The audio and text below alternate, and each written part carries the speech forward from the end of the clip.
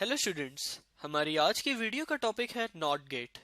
Not gate दरअसल हमारे पास एक लॉजिक गेट की टाइप होती है। लॉजिक गेट्स जिस तरह के आपको याद है हमारे पास इस्तेमाल किए जाते हैं कोई बूलियन फंक्शन परफॉर्म करने के लिए, यानी कोई बूलियन काम इनसे लिया जाता है।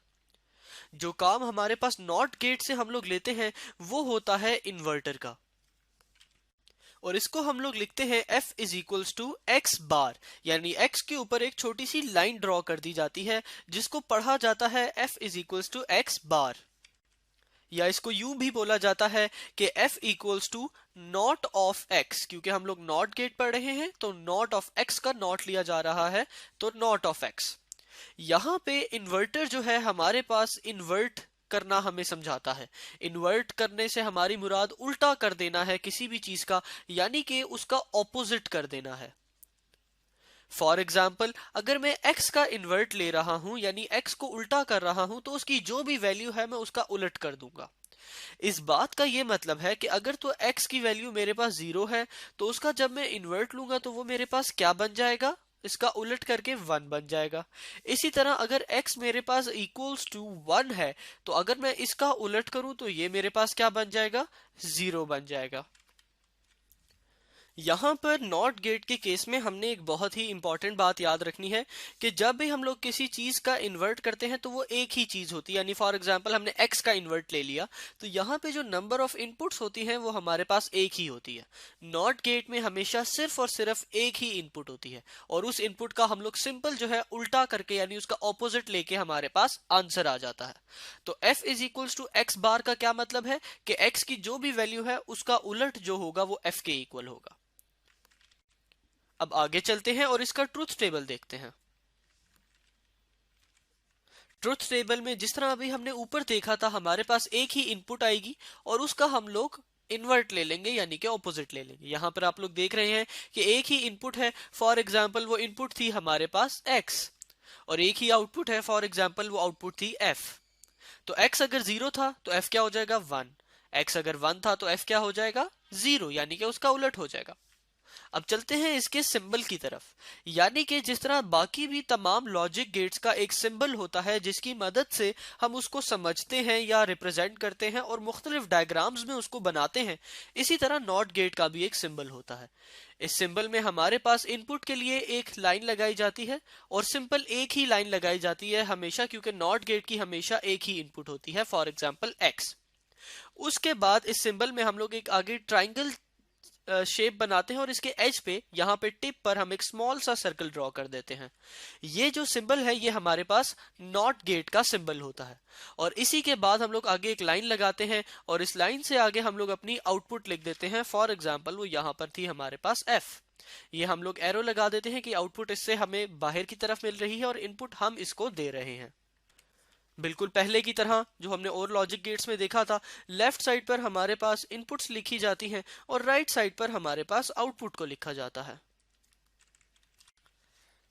अब हम लोग नॉट गेट को उसकी एक प्रैक्टिकल एग्जांपल के साथ समझने की कोशिश करते हैं। सबसे पहले उस एग्जांपल में हम लोग ड्रॉ करते हैं अपना नॉट गेट। ये हमने अपना इनपुट बनाया और ये फिर आगे हमने जिस तरह अभी ऊपर देखा था अपने नॉट गेट का सिंबल बनाया, और इससे जो है हमारी आउटपुट आएगी। अब जिस तरह आपको पता है ये एक लॉजिक गेट है और लॉजिक गेट हमारे पास एक इलेक्ट्रिकल डिवाइस होती है जिसमें से कुछ करंट पास होता है, और ये जो हमारे पास करंट पास हो रहा है इसको हम लोग कंट्रोल कर सकते हैं एक स्विच की मदद से, यानी कि हम लोग स्विच ऑन करें तो हमारा करंट पास हो और हमारा स्विच जब हम ऑफ करें तो करंट पास ना हो। तो इसके लिए हम लोग यहाँ पर जो है एक स्विच लगा देते हैं। ये हमारे पास एक स्विच है जो कि इसकी इनपुट को जो है कंट्रोल करेगा। इस बात का ये मतलब है कि यहां से हमारे पास एक करंट पास हो रहा होगा जो कि इसकी इनपुट होगी जिसको हम लोग x कहते हैं। ये x की वैल्यू हमारे पास या तो 1 हो सकती है या 0 हो सकती है, जिस तरह के आपको पहले याद है।